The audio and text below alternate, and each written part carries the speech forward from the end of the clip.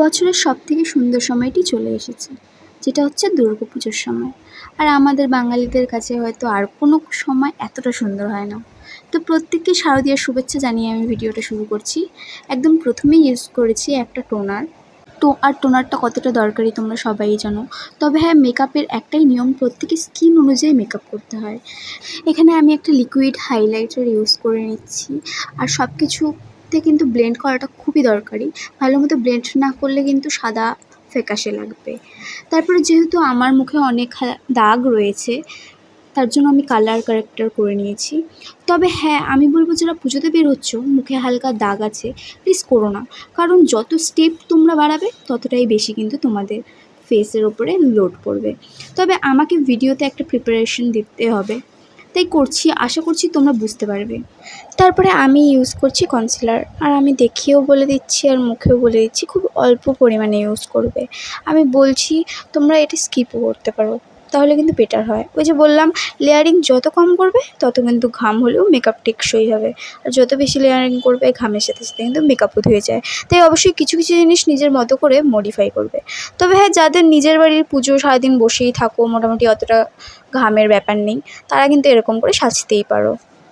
তারপর এখানে আমি ব্লাশ ইউজ করে নিলাম। আর আবারও বলছি, ওই যে ব্লেন্ডটা ভালো মতো করতেই হবে, ব্লেন্ড না করলে কিন্তু হবে না। তারপর এটা হচ্ছে সব থেকে মেন স্টেপ, যার কাছে যেরকম ট্রান্সলুসেন্ট পাউডার আছে সে সেটাই ব্যবহার করো।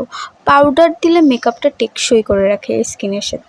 তারপরে আমি আমার আইব্রোটাকে ফিল করে নিচ্ছি। আমি এটাই চেষ্টা করছি যেন তোমাদেরকে বুঝিয়ে দেখাতেও পারি এবং বলতেও পারি। তাই এই ভিডিওটা আমি অষ্টমীর রাতে সাজার ভিডিও করেছি। তোমাদের কেমন লাগলো অবশ্যই কিন্তু কমেন্টে জানাবে। যাই হোক, তারপরে দুই দিকের আইব্রো কমপ্লিট করে আমি চোখের দিকে চলে গেলাম। কাজল আমার খুব ভালো লাগে, কাজল দিয়ে দিলাম, কাজল মোটা করে দিলাম। তারপরে আমি হালকা করে জেল আইলাইনার দিয়ে, উপরে আইলাইনার দিয়ে, তারপরে নর্মাল আইলাইনার দিয়ে আমি একটু টেনে দিলাম। তারপরে পাউডার ব্লাশ একটু ইউজ করে নিলাম। শেষে সেটিং স্প্রে দিয়ে কিছুক্ষণ ওয়েট করে আমার লিপটাকে ড্র করে লিপস্টিক ফিল করে নিলাম। তারপরে তো হাইলাইটার দিতেই হয়, যেন সবাই এটা গ্লো আনে আমাদের মুখে। তো কমপ্লিট আমার লুক। কেমন লাগলো তোমরা অবশ্যই জানাবে। এটা অষ্টমীর রাতের মেকআপ, তোমরা চাইলেই করতে পারো। এটা এমনি নর্মালি শাড়ি, চুড়িদার, অন্য কোনো ড্রেসের সাথেও তোমরা অ্যাপ্লাই করতে পারো, শুধু টিপটা ছাড়া আর কি। তো thank you for watching, tata. ভালো লাগলে please like, comment, share and subscribe করে দিও। Bye by.